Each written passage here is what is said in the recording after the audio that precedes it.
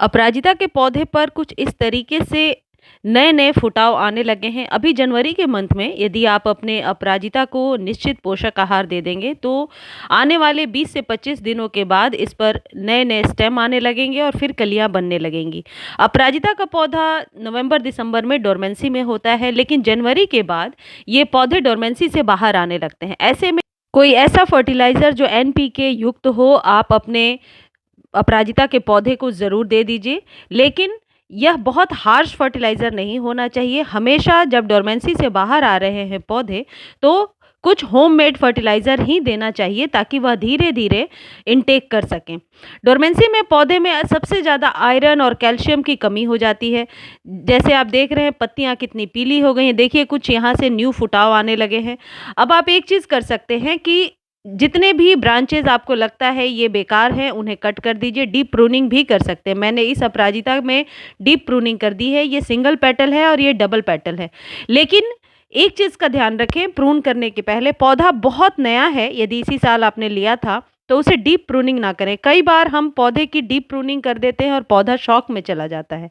तो सिर्फ ऊपर से थोड़ी-सी ट्रिमिंग कर दें। यदि पौधा 4-5 साल पुराना है, जैसे दूसरे अपराजिता को जो मैंने दिखाया वो 5-6 साल पुराना है, तो उसमें मैं डीप प्रूनिंग करूँगी तो बहुत ही जल्दी उसमें फुटाव होने लगेगा। अब आपको क्या करना है, केले के 2 या 3 छिलके ले लीजिए 8 से 10 इंच के कंटेनर के लिए और इसे कुछ थोड़ा-सा धूप में सुखा लीजिए।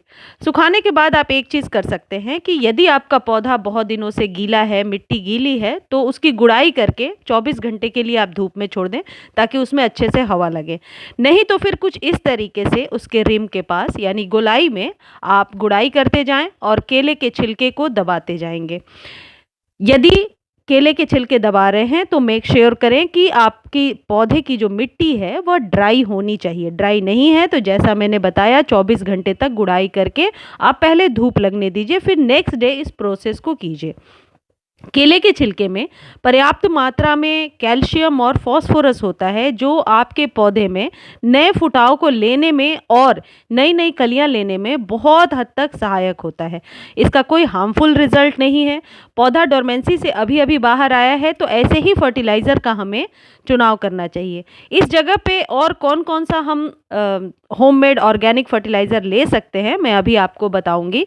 देखिए ये गीला है, जो ये अपराजिता का पौधा है, कायदे से इसे 24 घंटे छोड़ देना चाहिए मुझे, लेकिन मैं आपको दिखाने के लिए बता रही हूँ कि किस तरीके से जड़ों से 2-3 इंच दूरी बनाने के बाद ही आपको डालना है। जड़ों के तुरंत पास नहीं डालना है। अब आप ये सोचेंगे क्या केले के छिलके से फंगस क्रिएट होगा? बिल्कुल भी फंगस क्रिएट नहीं होगा। केले का छिलका मिट्टी में बहुत ही जल्दी डिकम्पोज़ हो जाता है। देखिए उस जगह पे आप ऑरेंज पील्स ले सकते हैं, ऑनियन पील्स ले सकते हैं, मटर के छिलके ले सकते हैं या फिर बादाम के छिलके ले सकते हैं। ये सारे कैल्शियम से भरपूर हैं, आयरन से भरपूर हैं। इन्हें ले करके आप कुछ इस तरीके से ही साइड में ऐसे दबा देंगे।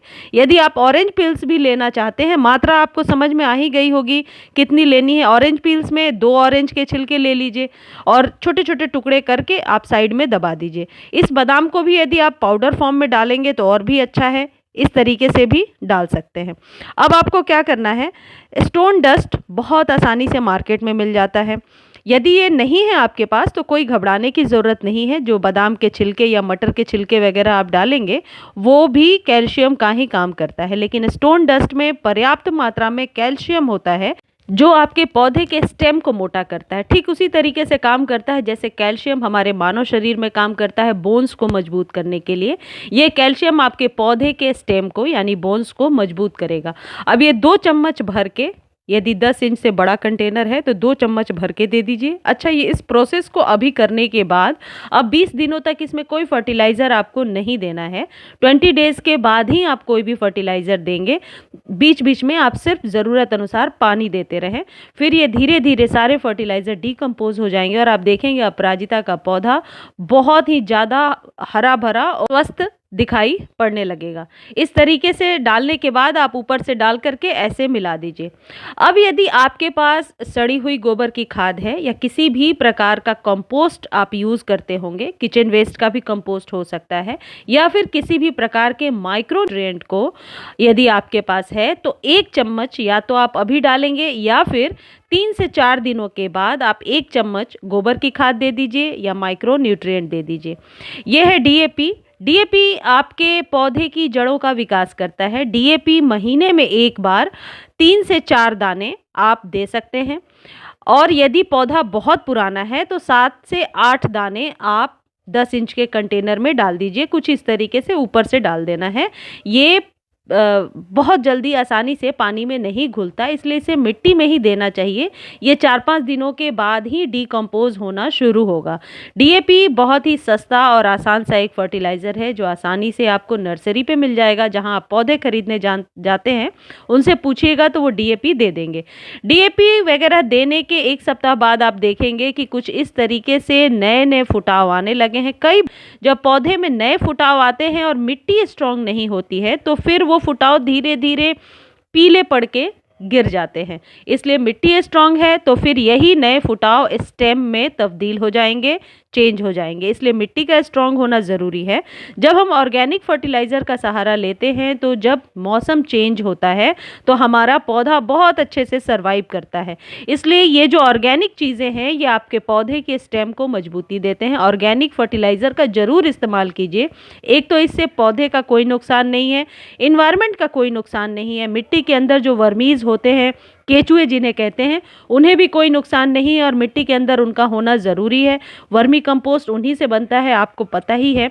तो इस तरीके से जब छिलके वगैरह हम अंदर भरते हैं उन वर्मीज़ के लिए बहुत ही अच्छा होता है। वो अंदर ही उसे इनटेक करते हैं और फिर अंदर ही अंदर कंपोस्ट बनता जाता है। इसलिए एक सही मात्रा आप इन केले के छिलके या ऑरेंज पील्स की ज़रूर लें।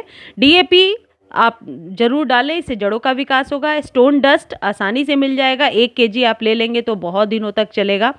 अब ये है गोबर की खाद, इस जगह पे ले लीजिए। ये माइक्रो न्यूट्रिएंट है जो मेरे हाथ में आपको दिख रहा है। आप कोई भी प्रकार का कंपोस्ट ले सकते हैं, या तो अभी 1 चम्मच डाल दीजिए या 3-4 दिनों के बाद भी डाल सकते हैं। लेकिन ये एक पूरा प्रोसेस हो गया अपराजिता के पौधे को स्वस्थ बनाने के लिए, मिट्टी को जागृत करने के लिए, मिट्टी के पीएच को मेंटेन करने के लिए। कई बार बहुत ज़्यादा खाद देने से हमारे पौधे की जो मिट्टी है उसका पीएच बहुत ज़्यादा बढ़ जाता है, जिससे फ्लावरिंग भी नहीं होती है। देखिए इसके पत्ते आयरन की कमी से कैसे हो गए हैं। इसलिए वर्मी कंपोस्ट या किसी भी प्रकार का माइक्रो न्यूट्रिएंट जब हम अपने पौधे में देते हैं तो फिर पौधे को पर्याप्त मात्रा में एनपीके यानी nitrogen, phosphorus, calcium, boron, zinc, बहुत सारी चीज़ें साथ में मिल जाती हैं, जिस वजह से हमारा पौधा स्वस्थ हो जाता है। ऊपर से आप वाटरिंग कर दीजिए, धूप